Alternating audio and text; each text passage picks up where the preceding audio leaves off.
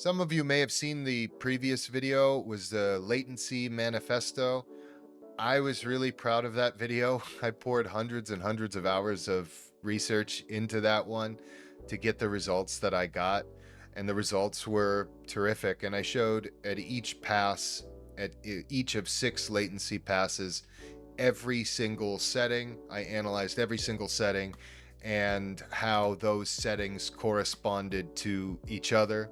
We started with a BIOS first approach, which involves, say, changing sleep states at the beginning so you don't have to mess with idle promote and demote later. So you can kind of see how those settings interact with each other. It was the very opposite of the typical togglehead sort of list. Here's 1100 latency optimizations and try all these out and see which ones work. And it is like the opposite of that. It was more architectural, more high level, and it was scripted because there was so much information in there that I really couldn't get it out.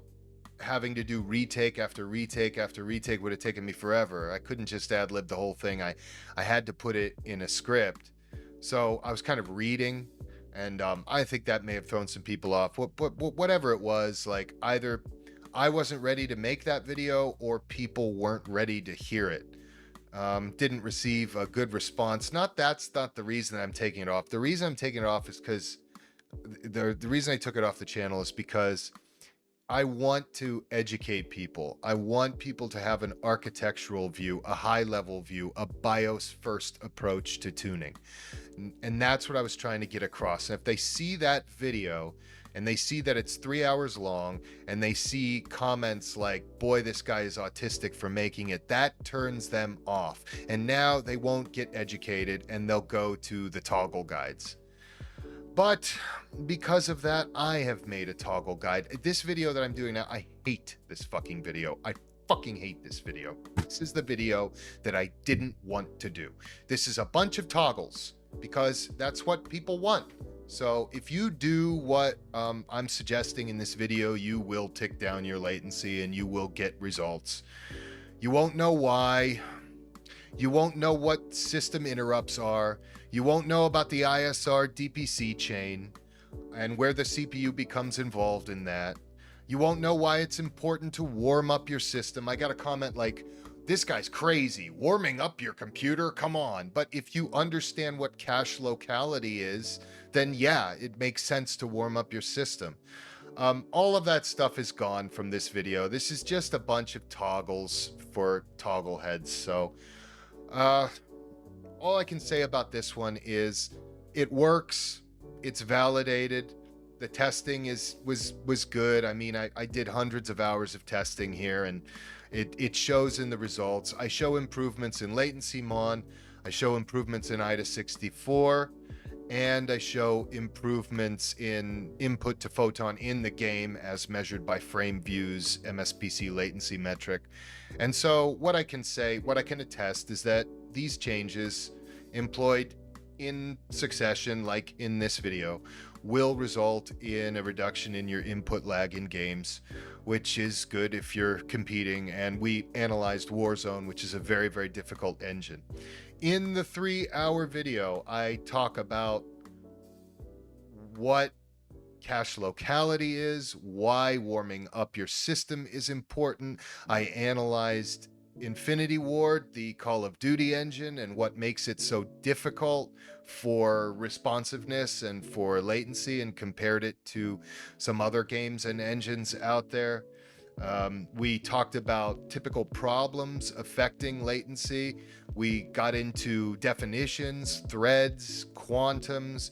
We talked about the ISR DPC chain. It is just so packed with information, and it's the video that I'm actually proud of. So what I can say to you guys is this. If you listen to this, I'm going to show you the testing, I'm going to show you the slides, I'm going to show you the improvements that I made in latency. And what I can say to you is, if these results pique your curiosity let me know. Reach out to me on the Discord. I'm doing this for all of you guys and for me so that I can learn too, so that every day is a school day for all of us. I mean, that's what I believe in. If you're interested in seeing the full suite, and it is a 3-hour video, it's time stamped, you know, so you can go through setting by setting. You don't have to sit there and watch the whole thing. But if you're interested in that and you can kind of see where I was going with that, then I'll make that video available for you. But reach out to me. It won't be on the main channel. So now let's get to the testing. So I'm not starting on an untuned system. That's why we have pass 0 here. So you can see some of the changes affected by the previous optimizations. The first optimization was eliminate your microstutters. That was about stabilizing frame times.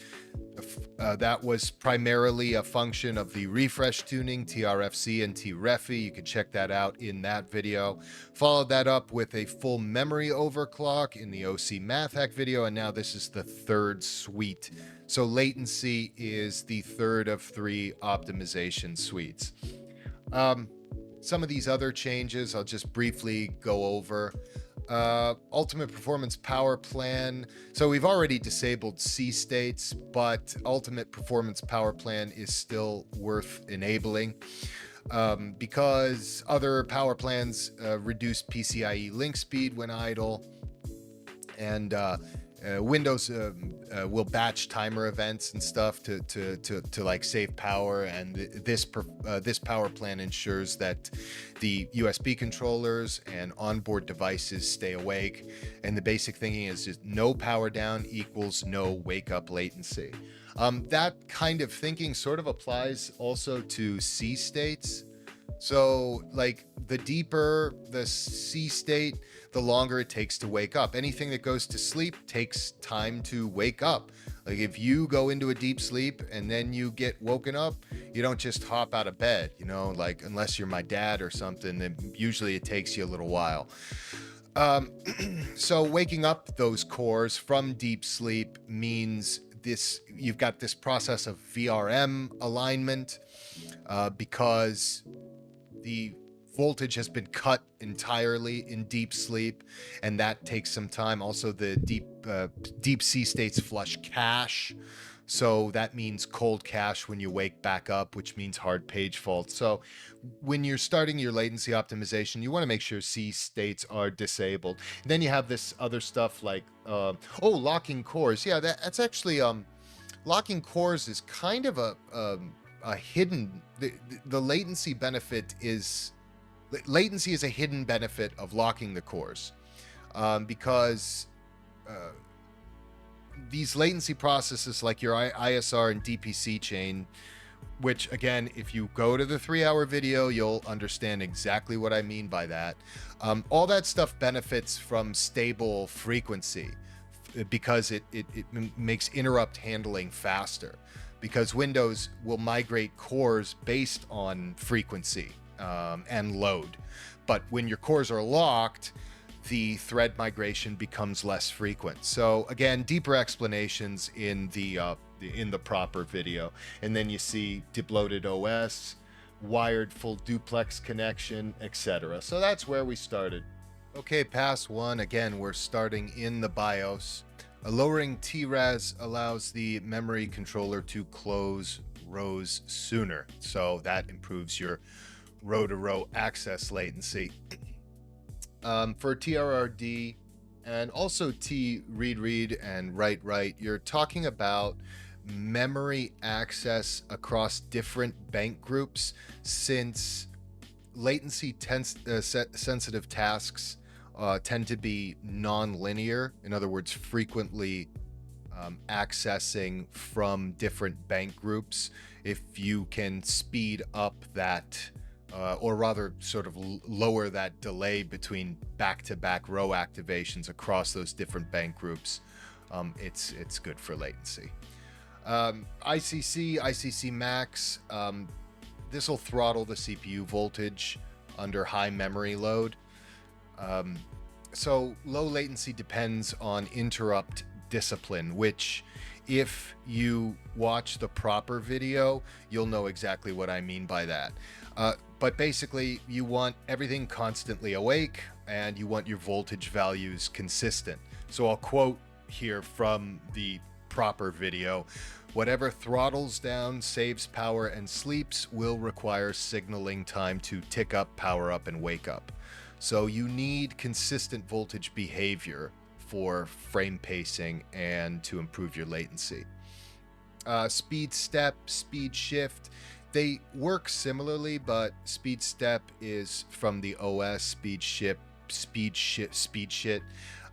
is just the hardware. It's on the CPU. So basically, when idle, they downclock the CPU and they lower voltage, and then they transition back up when demand increases. But no power state transition is free, and each one brings the possibility of micro latency spikes. Prefetchers. So prefetchers predict future memory accesses and preload data into cache, which theoretically will reduce wait time. They introduce speculative reads. They, in other words, it might not work. It might load something that you don't use. So it might add stuff to the cache that might not get used, and that has the potential to push out the useful stuff. And that means your CPU will fetch from L2, L3, or DRAM what it should have fetched from L1. All of these other changes, VTD, virtualization, I go over virtualization extensively in the proper video. I don't want to go into it here. Basically, what it means, what virtualization means is your host system becomes the VM, becomes the virtual machine. Every single interrupt is routed through that virtualization logic. So you want to disable that, and the thinking applies to SATA, Wi-Fi, Bluetooth. Just disable all the shit you don't need. Fast boot, leave it off when you're tuning DRAM. You can turn it back on once you've finished any sort of BIOS change, and you don't need that RAM training that comes from having fast boot disabled. If you enable fast boot, the memory doesn't train, so it can kind of fool your system into thinking you're stable. So disable it when you're working in BIOS. So pass 2, hard disk timeout to 0 minutes, more of a legacy feature, but if you have a hard disk, it's worth doing this. Hybrid sleep, combine sleep and hibernate. Sleep is saved to RAM, hibernate is saved to disk. When it's just sleep state, the memory contents are retained in RAM only. If you combine it with hibernate, it will check to see if power was lost, and that introduces wake up jitter, because it'll check to see there's been no power interruptions. Even if there hasn't been a power interruption, it'll check the disk. So disable hybrid sleep. USB suspend. This lets your USB devices idle, which cuts off interrupts and introduces wake up latency. And PCIe link state is like the same thing for the PCIe bus. That's your NVMEs, NICs, USB controllers, Wi-Fi devices, Thunderbolt devices, and you're just preventing them from going to sleep. Idle demote and idle promote thresholds. I sort of went off on this one because it kind of triggers me in the proper video, basically for the toggle heads wasting our time on this one. If you've disabled C states, then you don't have to mess with either of these. If you do mess with them and you set idle promote to 100%, that means that the cores can't be promoted into deeper sleep states. And it says that if at 100% means unless they're predicted to be 100% idle, they can't enter those deeper sleep states. So that's what setting it to 100% does. But if you do that, then what can you demote from? You can't demote from anything. So idle demote threshold does not matter once you've set idle promote threshold to 100%. And again, neither of them matter when you've disabled C states. So if you set the max processor state to 99% instead of 100%, it disables turbo boost. I don't recommend, in fact, disabling turbo boost either here or in the BIOS. And the reason I don't is because what I do recommend to stabilize you get your V-core proper is to tune it with core locks, offsets, and load lines. And that's how I keep my V-core under 1.4 for the 14900K. So I don't really need to worry about it turbo boosting.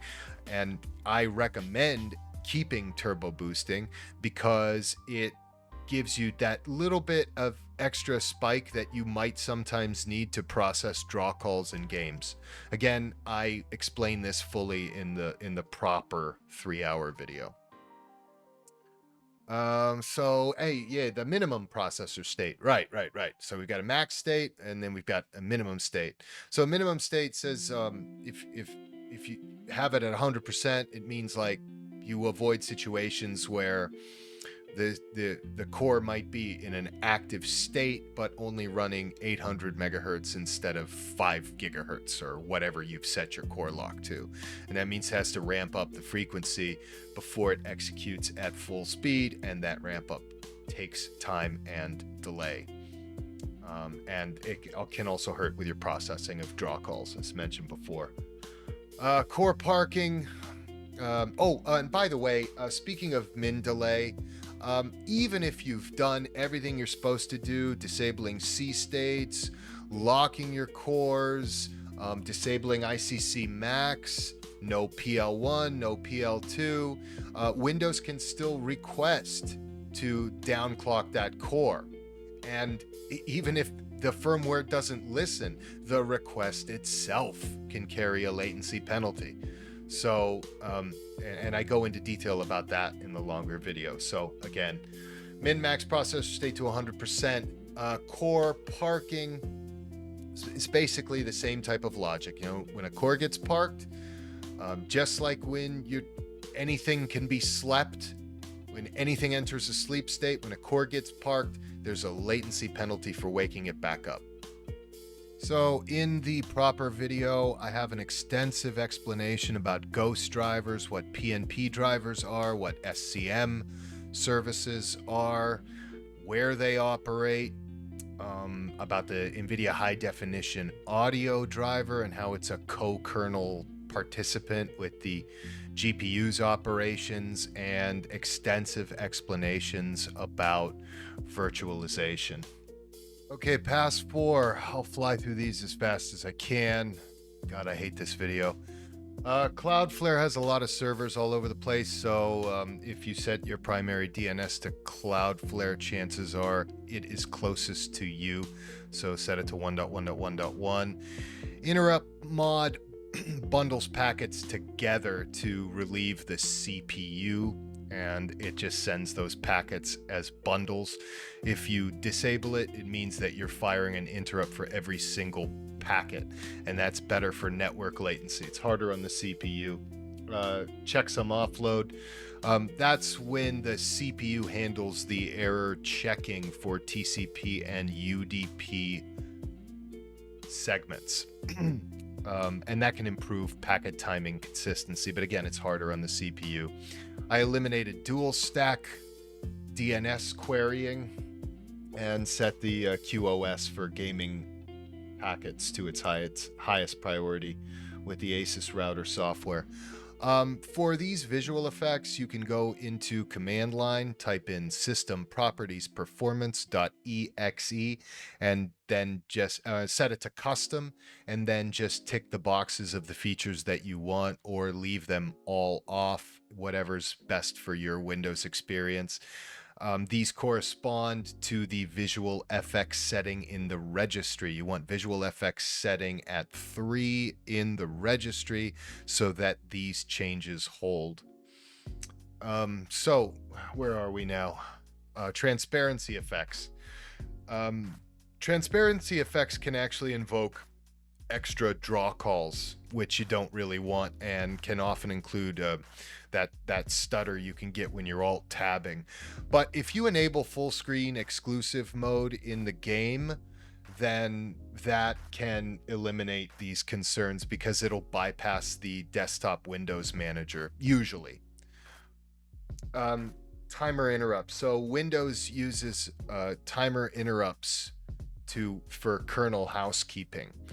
And if you enable dynamic tick, Windows suppresses those interrupts. But really what you want is a steady heartbeat. So we disable dynamic tick. Registry tweaks. So GPU priority for gaming to 8. This just ensures that your renders aren't delayed by any stuff happening in the background. High precision event timer is slower than CPU native timers like TSC, timestamp. What's that stand for? Timestamp counter. Yeah. Because it involves memory mapped IO, but the gaming measurements, because your games need to measure things too, and they will often use a query performance counter, which can use HPET if you leave it enabled rather than TSC. So best to leave that one off. Let apps run in background just means you won't have telemetry in the background. The superfetcher especially contends for DRAM bandwidth. Switch that off. System responsiveness, setting it to 0, Windows interprets that as a 10. And that means that 10% of the CPU time is reserved for background tasks, some of which are essential. Its default is 20. Some of those essential tasks could be like networking or audio that you would need running in the background. In the 3-hour video, I have an explanation of the multimedia class scheduler service. You really should understand the MMCSS and how it applies to all of these features, particularly CPU priority for gaming. I changed it from its default 2 to 6, but the MMCSS, if scheduling category for gaming is set to high, will continue to treat CPU priority for gaming as a 2 for all MMCSS threads. But your game doesn't just rely on MMCSS threads. There are lots of non-MMCSS threads ticking your CPU priority for gaming up from 2 to 6 will benefit you for those non-MMCSS threads. HAGS. HAGS lets the GPU manage its own thread scheduling instead of the CPU. This is one of those things it's hardware dependent. This depends on your hardware, how effective this is. So I'm just going to say that much and let you try it for yourself. I enabled it here, I disabled it later, and I saw not much of a difference between the two. Scheduling category for gaming, I already talked about a little bit. Network throttling limits data transfer in order to balance bandwidth usage across competing tasks. If you set it to 0, that's max throttling. If you set it to F, that means no throttling. 10 is a good balance. It allows network flow without overwhelming the CPU. And I mentioned visual FX setting. Win32 Priority Separation. This is from the Windows Internals Part 1. So that's official confirmation that a value of 1 in that first bit pair will give you long quantums, 2 will give you short ones. And then in the second bit pair, a value of 1 will give you variable, and 2 would give you fixed. 0 and 3 would be the Windows choosing the default variable for client, fixed for server systems. Long quantum would be best for server systems in that first bit pair because that emphasizes predictability. And short would ostensibly be a little bit better for latency sensitive tasks. Now I'm running a long quantum and I have great latency values. So this is it's sort of like a thing you cook to your taste. You play around with a few, you find one that crashes your shit. 22 was unusable for me, so I settled on 26. I don't know what my cat is doing. So anyway, moving on. This will be available to you. I know you can't read it. This is just pros and cons of each setting. I'll make this available for you guys. And then this is a chart which shows you all the values, common values that you can plug in and try and practice with and see which setting is more optimal for your system. I'll make this information available to you as well. So Pass 5 wasn't actually originally scheduled. I made these changes because I was trying to resolve a hard crash in Warzone. In the original video, I go into detail about this crash, how I resolved it, and the temporary fix that I used to resolve it, which involves running LatencyMon with hardware info logging in the background. LatencyMon, I believe, can resolve game crashes as long as those crashes, or at least provide a temporary stopgap to those crashes, as long as those crashes are the result of some sort of timing sensitive fault domain and not hardware. It won't do anything if you got a hardware issue, but if it's a timing issue, such as what might have been introduced as a result of my changes along with the tricky Warzone game engine, then LatencyMon can solve that by kind of introducing a sort of metronome to help schedule your ISR and DPC routines and make the other ISR and DPC routines that occur naturally follow along with LatencyMon's synthetic, and can therefore resolve crashes while you're running it. It's a great stopgap. It's a really, really cool hack that I discovered during this testing, and I go into detail about that in the longer video. But in any event, these settings are about driving up FPS. The better your frame time, or the more frames you're delivering, the lower your latency will be, or at least the lower if effective latency you'll have. So, and I followed Carl2X excellent post about this, and I've linked that in the description. I tuned T-Refi down as a measure against the crashes, and that's the same reason I ticked off HAGs. And I also reverted to Gen 4 PCIe from Gen 5. Gen 5 is fast, but it's finicky. It can introduce these bursts of direct memory access traffic. The thinking is switching to Gen 4 can result in fewer CRC errors, fewer retries, more predictable DMA traffic handling. So that's why I did that, and it worked for a little bit, but I ended up having a couple more crashes later. Okay, pass 6, the final pass, when we played with core affinities and also the 1080p 360 hertz monitor. Also an 8,000 hertz polling rate mouse, which I used to. No great effect, but I go into detail about that in the longer video. The important thing here is the renderer worker count. That's a setting in Warzone's config file. You'll need to change that file to read only to lock in this setting to prevent the game from reverting to the previous count. This will prevent rendering tasks from being spread across your E-cores if you're on a 14900K. Locked the cores to match that at cores 1 through 7, avoiding core 0, which will often become congested. I go into detail about that in the longer video. And no hyperthreading.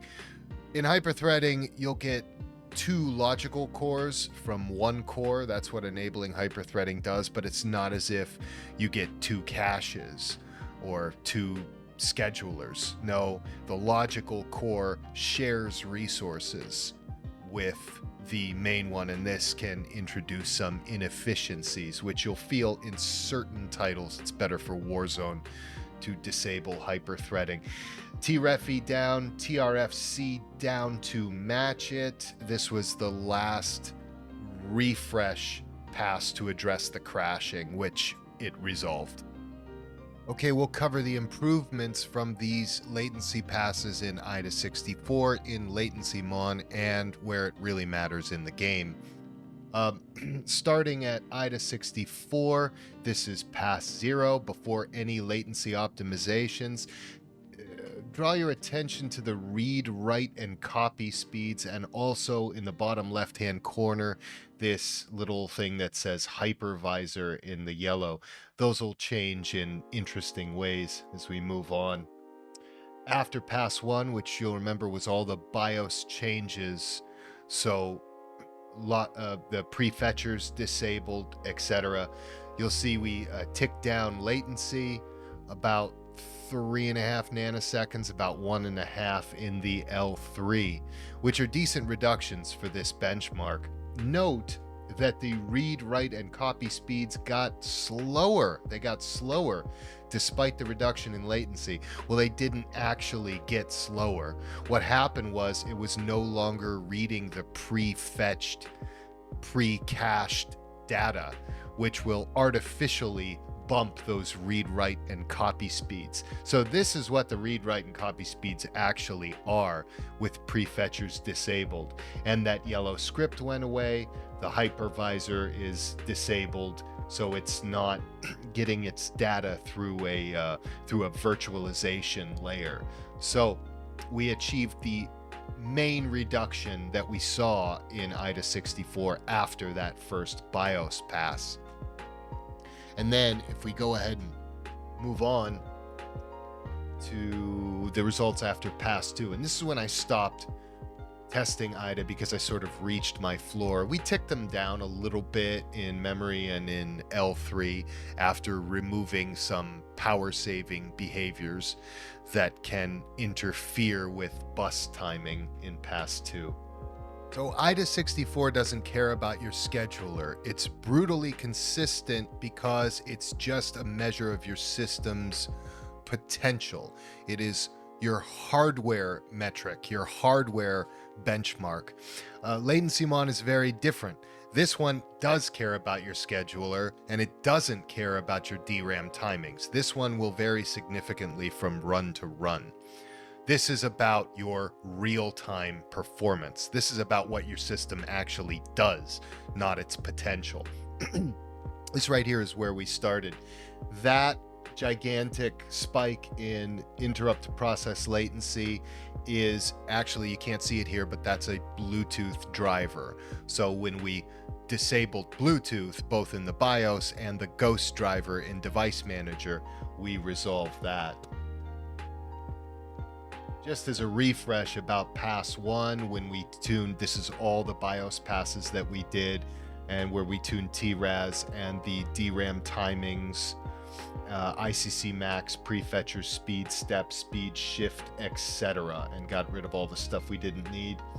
And then pass 2, I'm refreshing because I forgot to run LatencyMon after pass 1 with the hard disk timeout, hybrid sleep, and these power settings, power settings explorer and power options, all the power options in pass 2.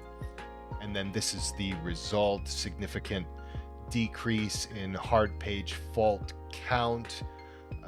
Actually, well, this test was for an hour, and that first test was, that first LatencyMon run I ran for like 2 minutes and got that gigantic spike. So effective hard page fault count really dropped, and we don't see that gigantic process to latency spike after disabling Bluetooth.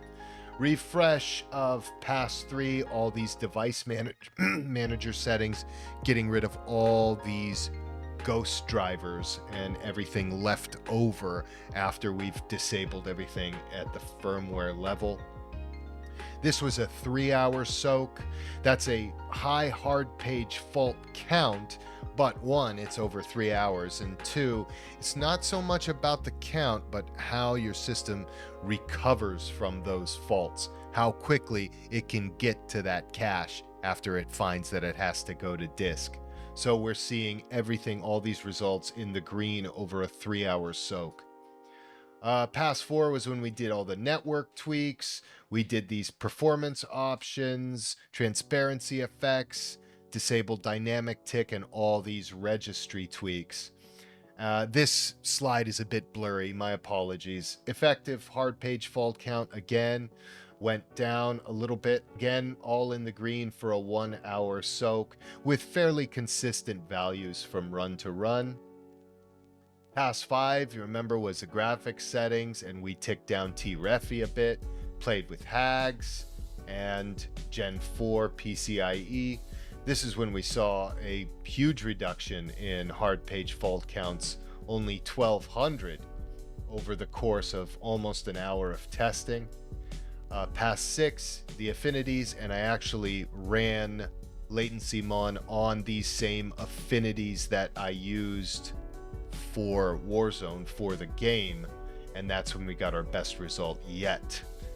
Average interrupt to process latency to a best in suite 3.6 microseconds.